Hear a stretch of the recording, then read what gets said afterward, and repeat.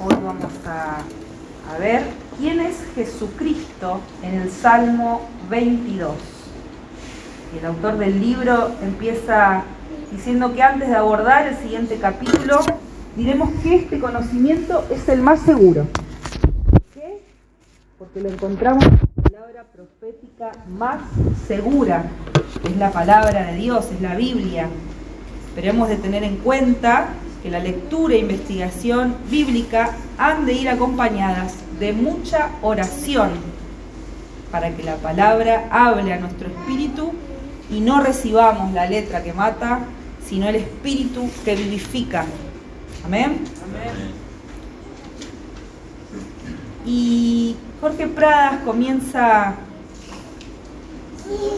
haciendo una comparación entre el Salmo 22 y los evangelios para recalcar y afirmar de que este Salmo 22 es un salmo profético, es un salmo donde el rey David habla de Jesucristo. El presente salmo está clasificado como una súplica ante la adversidad. Y lo que vamos a hacer ahora, para los que no lo leyeron, vamos a comenzar leyendo el Salmo 22, así entramos en profundidad. El Salmo 22 comienza diciendo: Dios mío, ¿por qué me has abandonado? ¿Por qué estás lejos para salvarme, tan lejos de mis gritos de angustia? Dios mío, clamo de día y no me respondes, clamo de noche y no hallo reposo. Pero tú eres santo y te sientas en tu trono, habitas en la alabanza de Israel.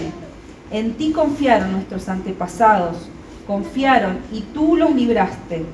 A ti clamaron y tú los salvaste, se apoyaron en ti y no los defraudaste. Pero yo, gusano soy y no hombre, la gente se burla de mí, el pueblo me desprecia. Cuantos me ven se ríen de mí, lanzan insultos meneando la cabeza. Este confía en el Señor, pues que el Señor lo ponga a salvo, ya que en Él se deleita, que sea Él quien lo libre. Pero tú me sacaste del vientre materno, me hiciste reposar confiado en el regazo de mi madre. Fuiste puesto a tu cuidado desde antes de nacer. Fui puesto a tu cuidado desde antes de nacer. Desde el vientre de mi madre, mi Dios, eres tú. No te alejes de mí, porque la angustia está cerca y no hay nadie que me ayude. Muchos toros me rodean, fuertes toros de Basán me cercan.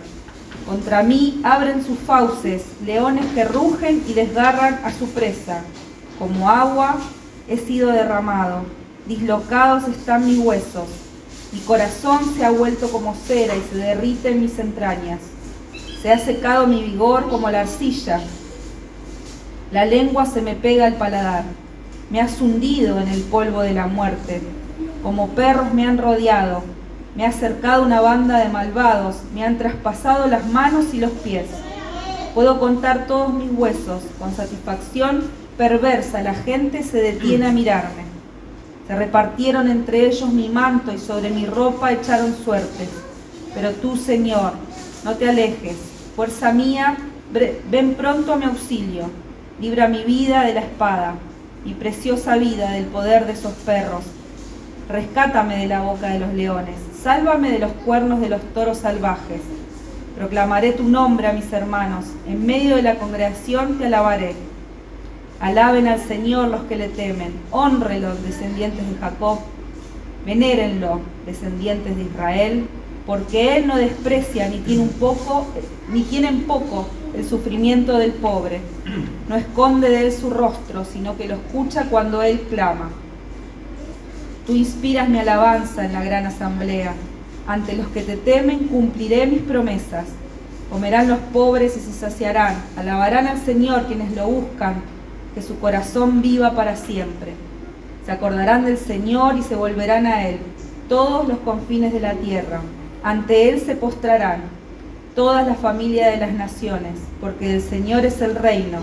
Él gobierna sobre las naciones. Festejarán y adorarán todos los ricos de la tierra. Ante Él se postrarán todos los que bajan al polvo, los que no pueden conservar su vida. La posteridad les servirá. Del Señor se hablará a las generaciones futuras. A un pueblo que aún no ha nacido, se le dirá que Dios hizo justicia. Solo falta que diga Jesús, ¿no? Mucha evidencia en este salmo de que se refiere al Señor Jesucristo. Es un salmo profético. Y el Salmo 22 tiene las expresiones más exactas y los hechos acontecidos tan explícitamente señalados en el Nuevo Testamento que no hay duda de que el personaje que acabamos de leer es el Señor Jesucristo en la boca de David. Y me voy a ir un poquito más adelante, a ver. Hice un cuadrito comparativo para que nos quede de ayuda de memoria.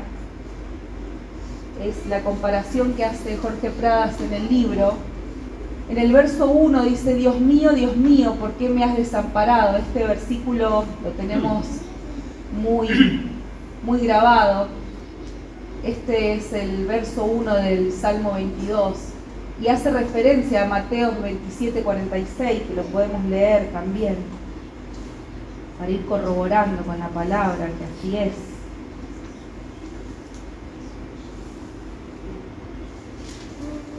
¿Alguien tiene Mateo 27:46? ¿Lo quiera leer? Cerca de la hora novena, Jesús clamó a gran voz diciendo: Eli, Eli, lama sabactani, esto es: Dios mío, ¿por qué me has desamparado? Muy bien, ahí es claramente las mismas palabras. Y en el verso 8 dice: se encomendó a Jehová, líbrele él, sálvele, puesto que en él se complacía. Eran las burlas que recibía Jesús también cuando estaba en la cruz. En Mateo 27:43 lo podemos corroborar también. Si alguien nos quiere leer, Mateo 27:43. Confío en Dios, líbrele ahora si me quiere, porque ha dicho: soy hijo de Dios. Amén. Es las mismas frases. Y en el verso 15 dice: como un tiesto se secó mi vigor y mi lengua se pegó a mi paladar. Esto también hace referencia a Juan 19:28. ¿Alguien lo quiere leer? Después de esto, sabiendo Jesús que ya todo estaba consumado, dijo para que la escritura se cumpliese: tengo sed. Y en el verso 16, horadaron mis manos y mis pies. Habla explícitamente de la crucifixión de Cristo en todos los evangelios. El verso 18 dice: repartieron entre sí mis vestidos y sobre mi túnica echaron suerte. En Mateo 27:35, en Lucas 23:34 y en Juan 19:24. Si alguno puede leer alguno de estos versículos, podemos corroborar también.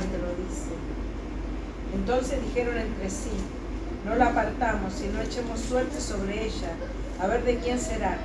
Esto fue para que se cumpliese la escritura que dice: repartieron entre sí mis vestidos y sobre mi ropa echaron suerte. Y así lo hicieron los soldados. Bueno, clarísimo, ¿no? Clarísima esa comparación entre los versos del Salmo 22 y todos los sucesos que ya conocemos, que han pasado en los evangelios referente a la crucifixión. A la luz de todo eso vemos que estamos frente a un salmo mesiánico que nos ilustrará acerca de la redención que Cristo vino a efectuar a la tierra en favor del género humano. Y lo veremos a continuación en 3 aspectos. El primer aspecto es tomando nuestro lugar. Semejante clamor y semejante queja fue ahorrada a los hombres. Ese era nuestro lugar.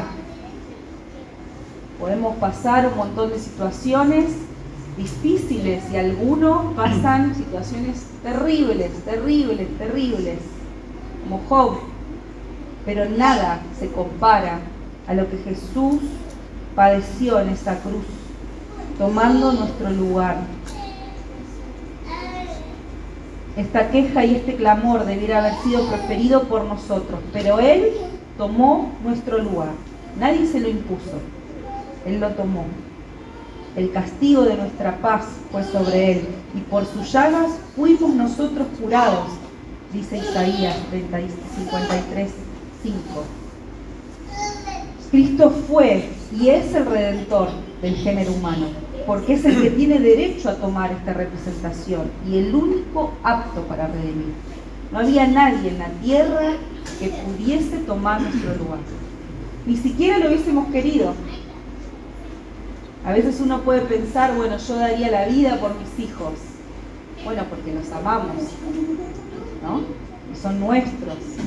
Pero Jesús dio la vida, tomó nuestro lugar por toda la humanidad, por los pecadores. Y ahí está la gran diferencia. También era apto para ocupar este lugar y llevar a cabo esta obra redentora, porque es quien nos amó y nos liberó de nuestros pecados con su sangre. Esto lo dice Apocalipsis 1:5. Y la justicia de Dios quedó satisfecha al caer sobre Jesucristo.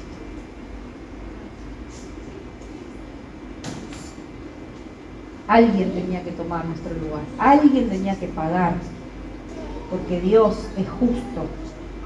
Y ahí, en ese lugar, quedó la justicia de Dios plasmada. Y esta justicia de Dios queda satisfecha. Vamos a ver dos condiciones previas antes de que se consumara la obra. Jorge Pradas hace la referencia al desamparo y al despojo que tuvo Jesús en la cruz. El desamparo que Jesús tuvo en la cruz no fue un simulacro, no fue algo así nomás, sino que realmente, aunque no lo podamos explicar, porque Dios es amor y la condición de Dios, siendo un Dios de 3 personas, en la cruz desamparó a Jesús, y eso fue lo que sintió Jesús. Pero Papi dice que la condición esencial de Dios, que es amor, no nos permite admitir que el Padre haya desamparado al Hijo. Es imposible que suceda. Ni tampoco lo hubiese hecho por la maldad. Pero el clamor que Cristo refirió en esa cruz demuestra el desamparo que tuvo Dios con Jesús. No estaba representando una comedia, sino que fue real, fue desamparado. Dice que es una misteriosa realidad y tuvo efecto. No fue hacia el Hijo, ni a los hombres, sino que fue hacia el pecado. Jesús fue hecho pecado en la cruz y ahí fue cuando Dios lo desamparó. Y el despojo que sufrió Jesús, siendo un Dios tan grande, no lo podemos dimensionar, no lo podemos entender como un Dios tan grande se humilló. Y una humillación que nadie de nosotros, ninguna persona la pudo haber hecho, porque no tenemos la condición divina de Dios. Y algo tremendo que lo quiero leer textual. Dice, su figura era la figura de un hombre humillado, escarnecido sí, pero un hombre al fin. Sin embargo, los sentimientos que de sí mismo experimentaba el Señor bajaban a la escala zoológica. En el Salmo 22 se compara como gusano y no hombre. Imagínense Dios, Jesucristo, haciéndose gusano y no hombre. No lo podemos dimensionar. Dice, pero Dios sabe que lo menciono para que si no estuviera escrito en la Biblia, quizás no me atrevería a llamar la atención sobre ese punto, por miedo a pecar de irreverente, pero Dios sabe que lo menciono para que nuestra gratitud y las fibras más recónditas de nuestro ser nos lleven a un quebrantamiento de amor Y es ahí donde me quiero detener, porque creo que no podemos dimensionar, pero sí lo podemos experimentar. El amor que Jesús demostró al ser tan humillado nos tiene que llevar a un quebrantamiento verdadero cada día de nuestra vida. Amén. El segundo punto que toca Papi es de sus sufrimientos. Y acá hace referencia a 3 tipos de sufrimientos, a 3 áreas del sufrimiento de Jesús. Una es del espíritu. Tanto el desamparo como el despojo implican sufrimiento. No solo el Espíritu Santo dio lugar al espíritu humano, que ahí también sufrió Cristo, sino que éste ha sido despojado hasta sentirse gusano. Es el sufrimiento del espíritu de una manera inexplicable, porque nadie sufrió de esta forma. El sufrimiento del alma, que está reflejado en el verso 8, lo vamos a leer.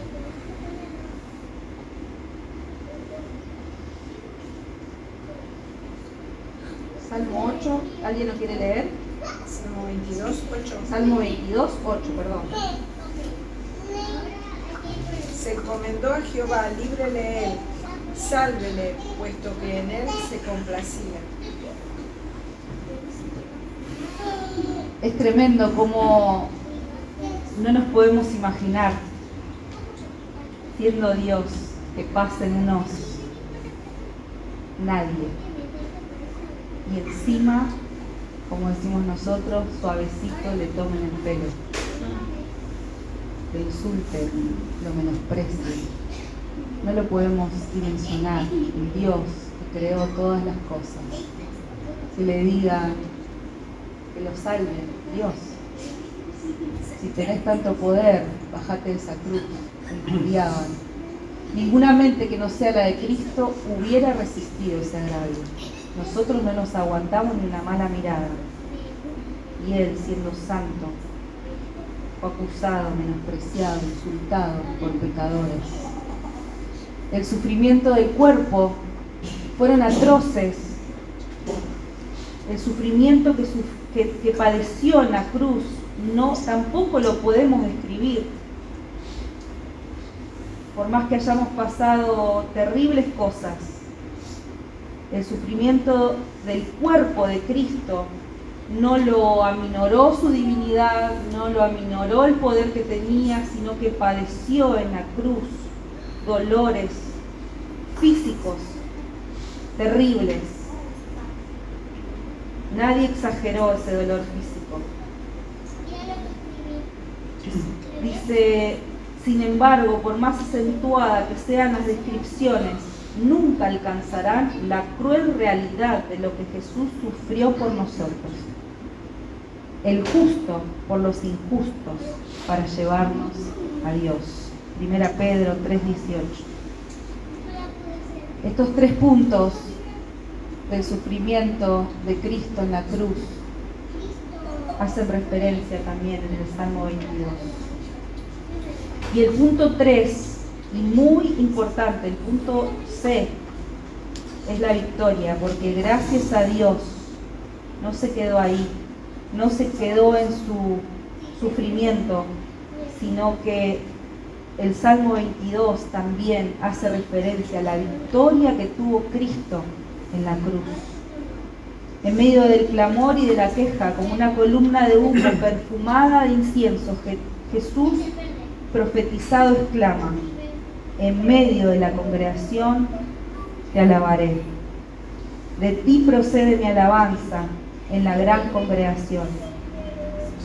No es la queja del afligido, sino del que ha decidido hacer la voluntad del Padre y agradarle en todo. Es tremendo, hermanos, cómo en medio de tanto dolor inexplicable, Cristo puede decir: en medio de la congregación te alabaré. De ti procede mi alabanza en la gran congregación. Ya desde el comienzo de su clamor, aún en medio del desamparo, donde quiera que estés, sabe de qué manera estar junto al Padre, alabándole, porque dice: tú que habitas entre la alabanza de Israel. ahí en la cruz también tuvo la victoria. ¿Dónde está, oh muerte, tu victoria? ¿Dónde está, oh sepulcro, tu aguijón? Nos dice 1 Corintios 15, 54 y 55. Yo cuando leía este capítulo, estos capítulos, no sé si logro darme a explicar, no sé si logro dar a la perfección esta clase porque no soy maestra, pero me he tomado esta semana con mucha oración, con mucha búsqueda. Y no puedo comprender lo que Cristo padeció en la cruz. No puedo comprender cómo este tiempo que estamos estudiando a Cristo para conocerlo, nos podemos encontrar con verdades que hemos escuchado toda la vida, que hemos escuchado domingo tras domingo, y puedan seguir impactando como impactan cada vez que leemos la palabra del Señor. Papi explica mucho mejor y hay que leerlo en profundidad el libro, pero realmente ha impactado mi corazón todo lo que leí esta semana. El Salmo 22 hace referencia a el suceso más exquisito, más precioso, más valioso para los hijos del Señor. El Salmo 22 proclama el nombre de Cristo mucho antes de que haya venido a la tierra. Y los invito a que puedan leerlo en profundidad, que puedan leerlo como nos invita Jorge Pradas, con oración, con búsqueda.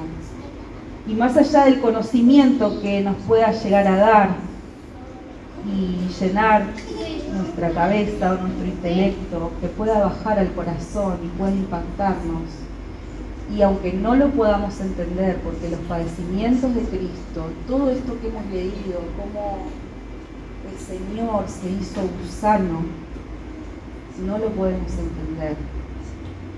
Tenemos que ir a los pies de Cristo para exaltarlo, alabarlo, bendecirlo y devolverle, si se puede decir así, un poquito de tanta muestra de amor en esa cruz.